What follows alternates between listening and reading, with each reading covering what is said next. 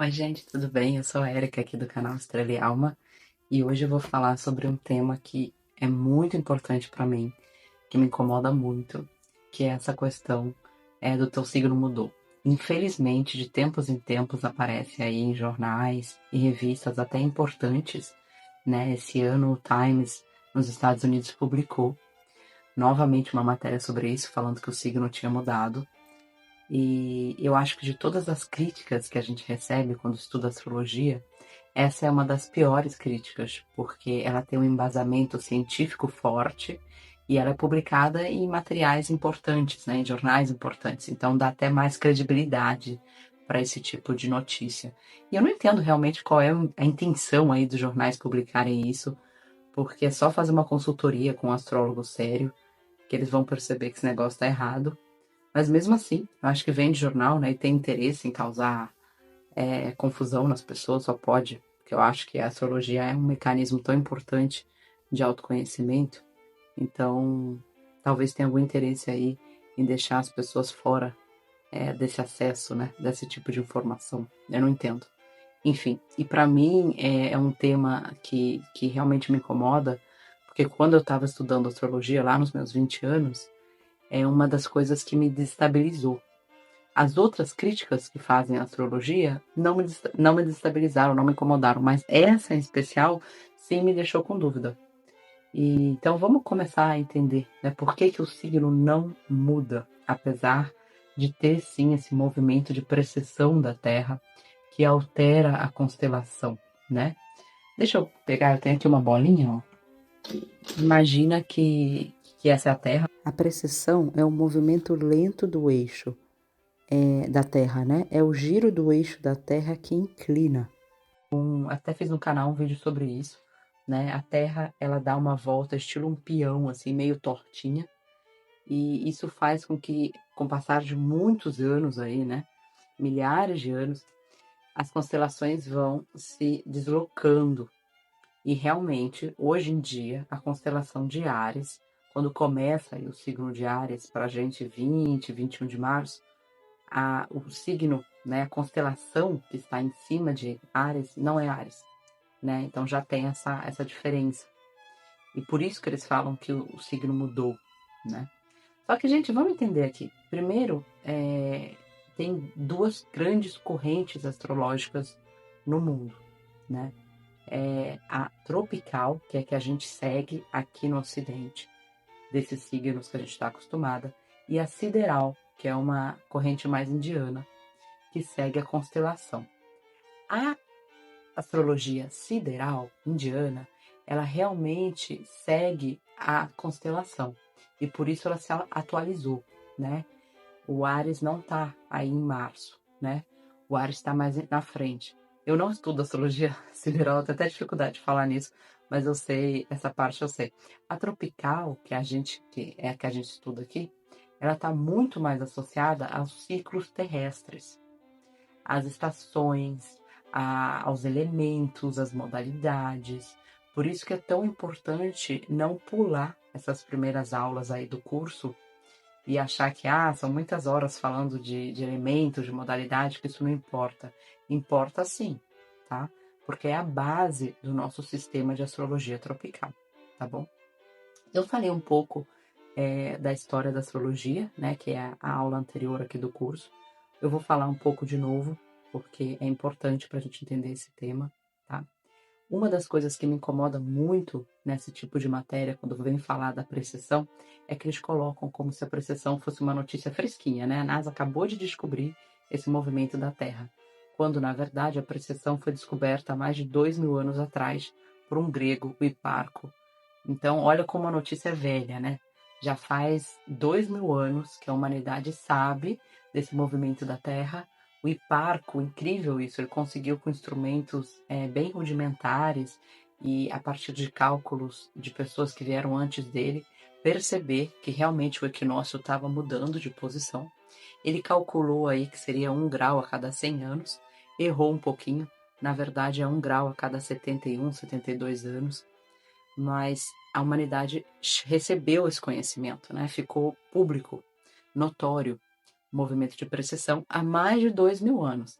E quando eles trazem essa reportagem falando que o teu signo mudou, eles sempre falam de uma forma quase que como se os astrólogos não soubessem, como se fosse uma coisa recente. E não é, né? Por favor, não é. Primeiro ponto. Segundo ponto, por que os astrólogos que vieram depois de Parco, conhecendo essa mudança aí dos equinócios, por que que eles decidiram manter a constelação? Para compreender de forma profunda por que o signo de Áries não teve sua data alterada na astrologia tropical, mesmo após essa descoberta da precessão dos equinócios e da mudança aparente das constelações no céu, é necessário voltar à história da astrologia e entender o que realmente está por trás daquilo que chamamos de signo de Áries, ok, gente? Vamos estudar de novo o começo da história da astrologia. Eu gosto muito desse livro aqui. É um livro muito bom do Chris.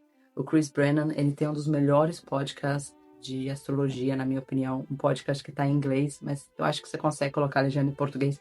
Esse livro ainda não tem em português, mas ele é maravilhoso. Da história da astrologia helenística, né? Ele conta a história da astrologia. Eu aprendi muita coisa com ele. E hoje eu vou tentar dar uma resumida aqui no principal.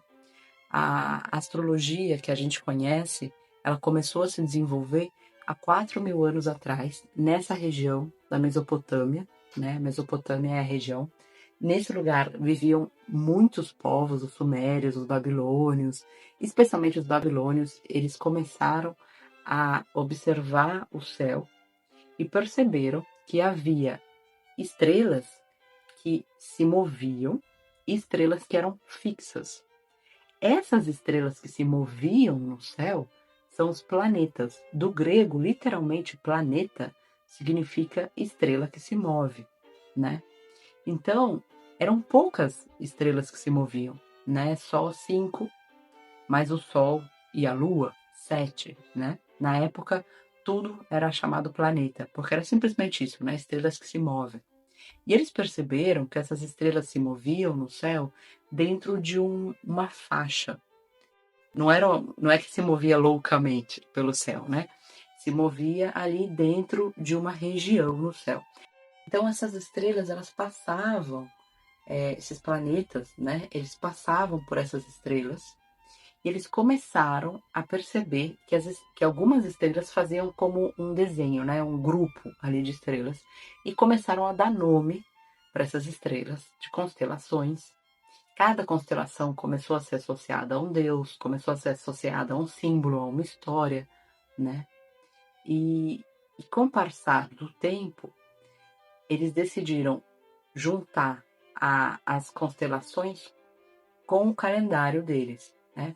Era um calendário de 12 meses, então eles escolheram 12 constelações e organizaram aquelas constelações nos seus 12 meses, tá bom? Daí vamos lá. A astrologia foi se desenvolvendo, né? Foi se desenvolvendo. Os babilônicos, eles começaram a fazer efemérides, eles começaram a ser capazes de escrever a posição das estrelas e dos planetas no céu em determinado período, a fazer grandes livros, né, com esses tipos de informação e começaram a realmente a desenvolver mais esse conhecimento. Então, eles partiram dessa organização de 12 constelações, colocaram num círculo, dividiram cada constelação num ângulo de 30 graus e começaram a representar ali dentro os planetas que se moviam nesse zodíaco, tá bom? Isso a gente está falando do século V a.C. Imagina, mais de 2.500 anos atrás já tinha essa base astrológica aí desenvolvida, tá bom?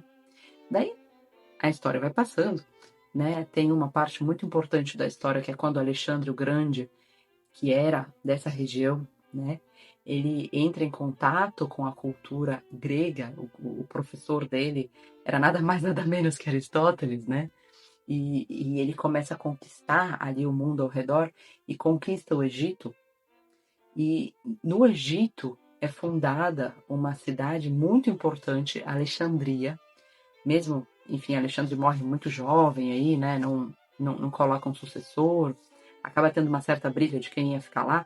mas um dos generais dele acaba ficando responsável por Alexandria e coloca um grande centro de estudo em Alexandria. Alexandria se torna realmente uma cidade de grande desenvolvimento intelectual. Tem aí a Biblioteca de Alexandria, que é famosa, muita gente já ouviu falar. Então, nesse lugar, começou a vir conhecimentos gregos, babilônicos e do Egito, né? Porque a gente está no Egito. Alexandria é geograficamente o Egito, né? Mas a gente fala muito tanto que ele fala aqui, né? Astrologia helenística. E eu lembro que a primeira vez que eu ouvi esse termo, astrologia helenística do grego, eu pensei que estava falando só da Grécia. Mas Hélade, que é como os gregos chamavam a Grécia, se refere ao período helenístico, né, que começa ali em 323 a.C., com a morte de Alexandre o Grande, termina em 30 a.C., quando Roma domina o Egito, né, com a morte de Cleópatra. Então, o que caracteriza esse mundo helenístico, né?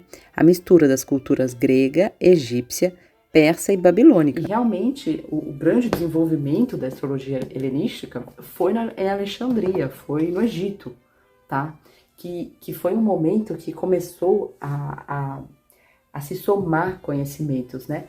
Do Egito vieram essas questões dos decanatos e tudo, essa divisão mais das casas, né? Dessa parte da Mesopotâmia se uniu essa parte das constelações dos signos. Então a gente começou a representar o círculo unido, né? Das casas e dos signos todos juntos aí com os planetas, começar a interpretar. E ganhou muita força o mapa astral de pessoas comuns, porque como as efemérides começaram a ficar... Efemérides são os livros onde você encontra a localização dos planetas e constelações em determinado momento histórico, né? Então, como esses livros começaram a ficar mais acessíveis e o conhecimento começou a ficar mais acessível, dava para fazer mapa astral de pessoas mais comuns. Não era apenas aquele rei, né, rainha, um grande conquistador, um grande imperador que tinha acesso a esse conhecimento. Começou a ficar um conhecimento mais, não diria popular, mas se popularizou mais o conhecimento, né, sem dúvida. Por volta do século I a.C., pela primeira vez na história, surge essa ideia de que o céu, do momento do nascimento, revela o destino e a natureza da pessoa. A gente chega em Ptolomeu, né, no século II depois de Cristo, já tem claramente esse problema da constelação que mudou de lugar, né, que Áries já não é mais, não está mais ali ligado à constelação. E daí surge essa questão, né? O que a gente vai fazer? Vamos entender por que eles colocaram Áries como começo, né? O primeiro signo, o zero aqui. Eles colocam Áries porque Áries simboliza a primavera. É o começo da estação da primavera. A gente está falando do equinócio. Claro, a gente tem que entender que Mesopotâmia, Grécia, isso tudo está no hemisfério norte, tá? Então a gente que está no Brasil... 20, 21 de março aí, quando entra o signo de Áries, a gente não tá falando da primavera, né? A gente tá falando do outono. Mas a astrologia foi desenvolvida na parte do hemisfério norte do mundo. Então, é primavera para eles, tá? Por isso que eu tô falando aqui. Então, Áries marca o começo da primavera, é o equinócio. E daí, quando eles começaram a desenvolver a astrologia, a ideia de base qual era? Era que aquilo que acontece no céu tem uma correspondência com aquilo que acontece na Terra, né? Então, eles começaram a observar a Terra. Os babilônicos, eles não observavam apenas o céu, eles observavam o céu e a Terra, né? Os ciclos terrestres, os elementos terrestres. Então, cada signo do mapa astral tem um elemento e uma modalidade. Né? Quais são os elementos? São 4: fogo, terra, ar e água, né? Quais são as modalidades? O que é uma modalidade? Modalidade é um determinado momento da Terra, né? Quando a gente fala de cardinal, a gente está falando o momento que uma estação começa. Quais são as estações? Primavera, verão, outono, inverno, né? Então, esse momento de impulso, de força, de começo de uma estação é chamado cardinal, é a modalidade cardinal. Então, a estação começa. Depois do começo, vai entrar um momento fixo, né?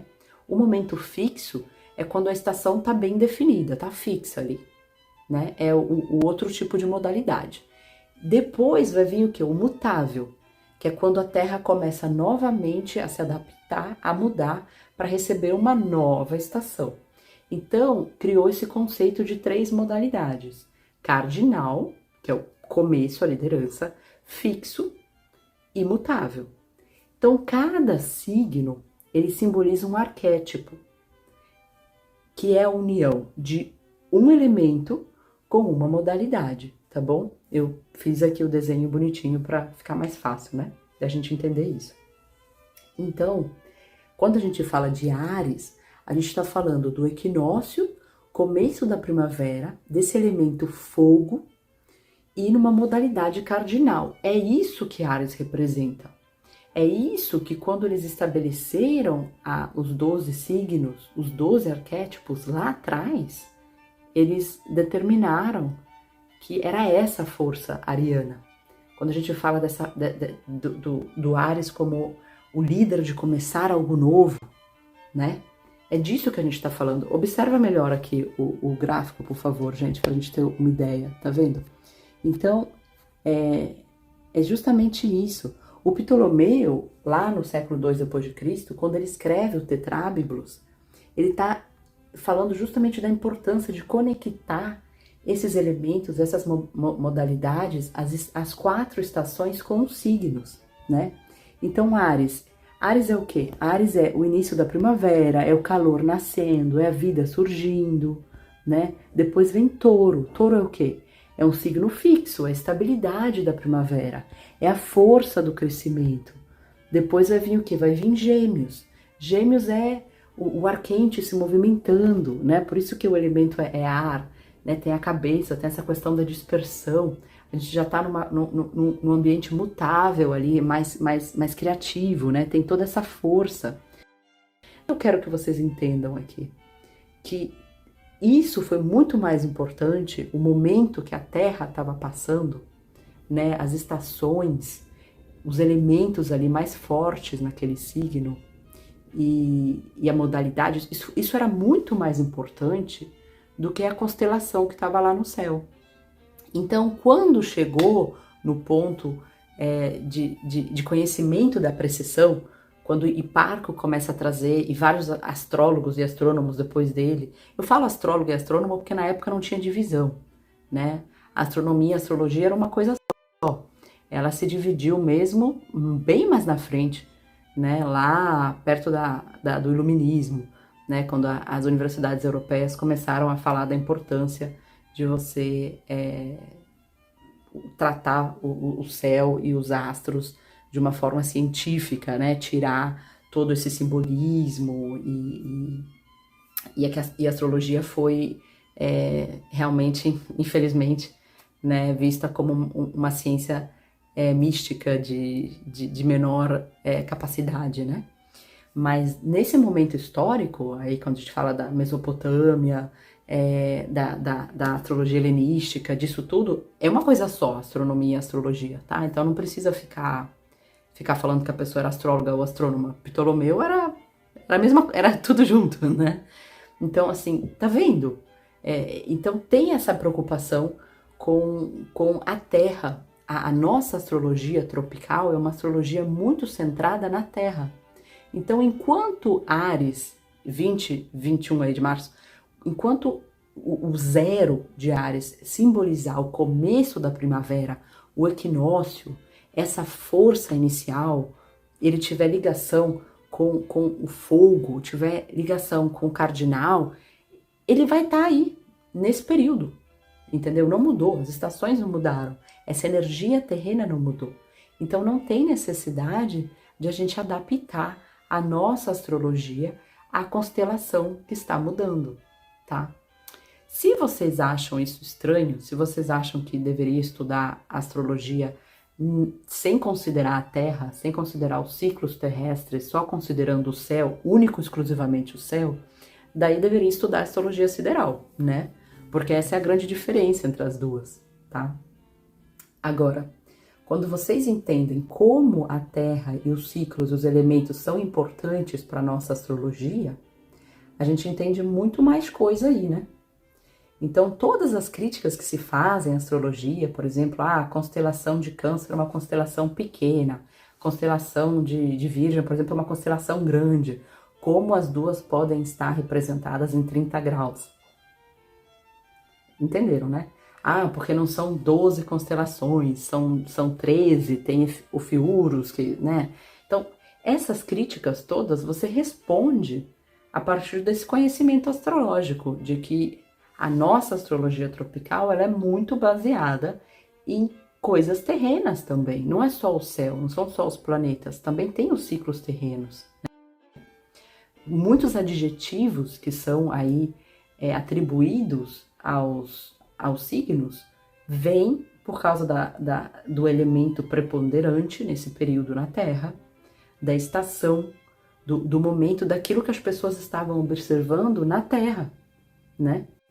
Vocês entenderam então, gente? Parei aqui um pouquinho para beber uma água.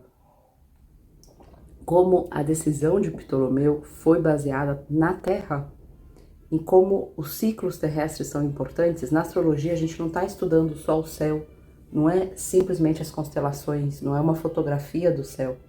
É como esse céu influencia na Terra, como a Terra influencia o homem que nasceu aqui, né?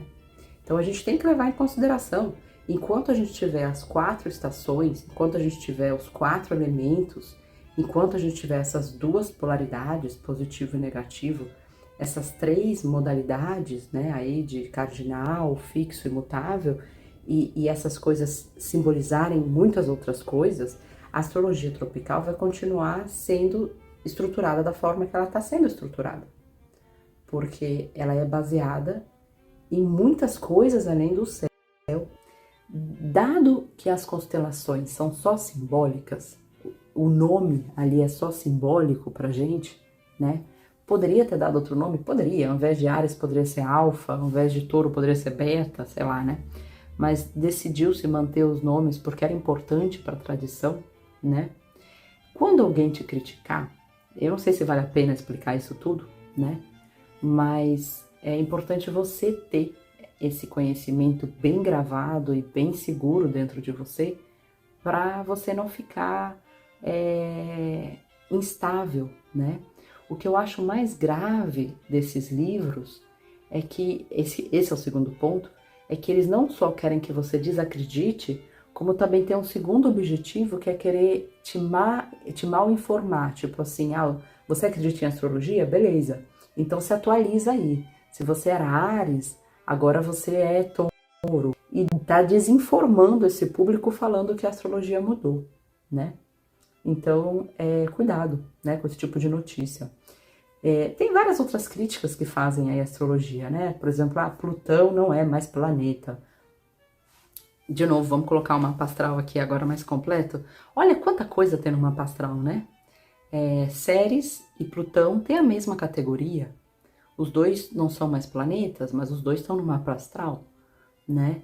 Lilith, Quiron, o nódulo lunar, a Lua é um satélite, o Sol também não é mais considerado planeta hoje em dia para astronomia, né?